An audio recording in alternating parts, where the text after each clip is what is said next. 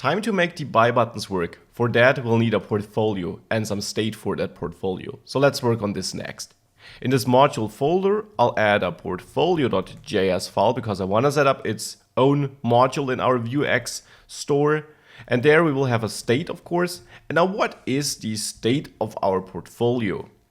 Well, we certainly want to have some funds to work with. I'll set this to 10,000. You may choose, of course, a different amount. And we'll have some stocks in our portfolio. So stocks here refers to the stocks in our portfolio, not to all these stocks available. We then need some mutations, of course. Mutations, again, are what allows us to change our state. And here I want to be able to buy a stock. So this is one action I set up. And this action, therefore, has the state. All mutations get that. And then I know I'll get an object as the second argument, and I'll use destructuring to pull out the stock ID, the quantity, and the stock price. Now, where do these three names in this object come from? How do I know that I will have these three properties? Well, that's basically my order. If we have a look at the stock.view file in the stocks folder, this is how we set up our order with a stock ID, a stock price, and a quantity.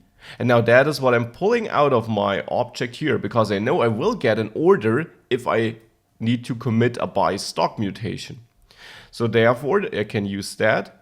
Now in this method, I first want to check if I already do have this stock in my stocks array, because if I do have it, I want to add it and I don't want to create a new item in the array. So I'll first check if I do have a record by accessing my state and then my stock, so this array up here. And then executing find, a method which allows you to find something in the array. Find takes a function as an argument where the element will be passed in automatically. So this will automatically loop through all my elements and then execute this function for each of the elements. And there I want to check if element ID equals stock ID. Keep in mind, if you write this in one line, this always has an implicit return statement in front of it. So this will return true if the ID of the element I'm currently at in my loop matches the ID of the stock I want to buy. So if my array is empty, this will never match. But if my array does have this stock already, it will match at some point, and therefore it will then return this, will return true or false, which again will lead for the find method to return this stock in my array. And I know if record is set that I already do have this stock in my array, and therefore I don't want to push a new item on this array. Instead, I want to take this record, which is the stock which was found in my array, and update the quantity to be the old quantity plus the new quantity I'm getting in the order. However, if this is not the case, then I know it's a new record. In this case, I want to take my state, my stocks there, and push a new object on it.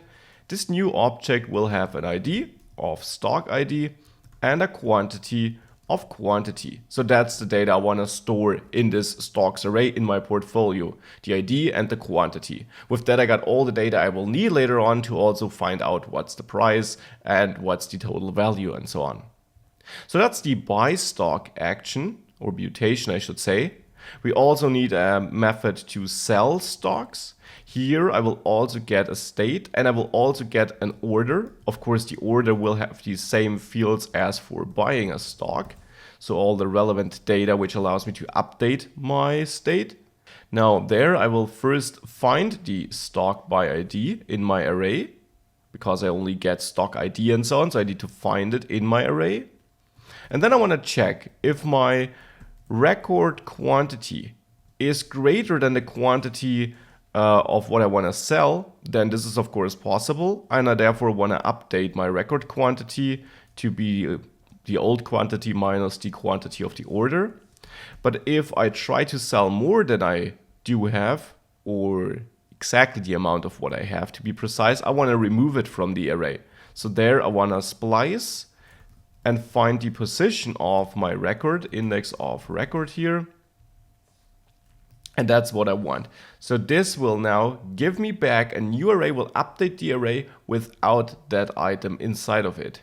And of course I only want to splice this item, so only remove this item, which now actually is completely sold.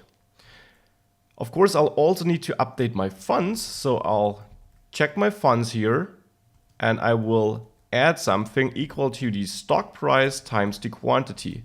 And I need to do the same here when I buy a stock actually. So here I also want to update the funds, but of course here I want to update them to be, well, the funds minus stock price times quantity. With that, we got buy and sell in place. Now let's quickly finish this by adding the action we need. That is only one, the sell stock action, because buy stock is located in my stocks module. So here I will have my sell stock action, which actually also, I can use the method syntax for that too, of course, which gets me my commit method, has an order, and then here I simply want to commit sell stock order. Now you could of course also add the buy stock action here if you think that makes more sense or whatever. I think you can argue for both. I'll leave it in my stocks module for now. And we want to set up the getters here, of course. Now getters, that is simply an object. And now for getting my data, or which getters do I need? Let's start with that. Well, I want to be able to get my current portfolio of stocks. So I definitely want to get my stock portfolio, and I want to get my funds. Now let's start with the stock portfolio. There we get the state, and we can also inject the other getters into this. And there I want to then return state, stocks, and now I somehow need to, since I only have the IDs in my stocks array, I need to access the stocks on the stocks module. That is why I injected the getters here to find out the ID of my, or the name and so on of the stocks I have in my portfolio. I can use the map method for that. Map allows me to transform each element in my array. So this will automatically input the current element I'm looping through kind of implicitly into this callback function. And in there, I can now set up into what I want to transform this element we're currently at. And this will be run for all elements in my array again. So here I again want to fetch the record. For that, I will use my getters. That refers to my store getters, so of my overall store. And there I can find or can use the stocks getter, which of course is the getter I set up here in the stocks module. So I can access this like this. And here find allows me to, again, find an element where I check if the element ID matches my stock ID. Now important, stock refers to the stock we're currently at in this map method, whereas element ID refers to the element of this stocks array in my stocks modules of all these stocks, not just the ones in my portfolio. So here I'm basically finding the relevant records. And then for each record, I want to return a new object. That is what the elements in my array will get transformed to. And here I return ID, which is stock ID. I want to set the quantity, which is stock quantity. And I want to set the name, which is the name of this record, because I'm not storing this in my local stocks array here, and price, which is the price on the record. Because again, in this local stocks array, I only have ID and quantity, which is why I keep them here. But then I'm reaching out to my overall stocks array to also get name and price.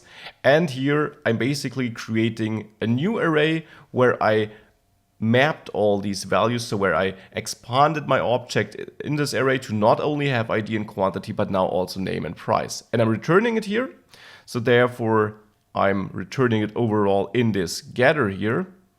And regarding funds, well, funds only need the state like this. And here I simply want to return state funds, of course, referring to the funds in my state here. So with that in place, let's export it. And then in the next video, let's hook it all up. So we want to export the state, the mutations, the actions, and of course the getters. With that was quite a lot of work. Of course, there are different ways to set this up. This is always a question where you want to store things, how you want to handle things. I tried to show one setup where we also needed to reach out to another module so that we also can see how that would work. And of course, this is not absolutely necessary. You could simply store your stocks differently. Enough of the talking. Let's move on to the next video where we use all these things to hook everything up and enable buying and selling stocks.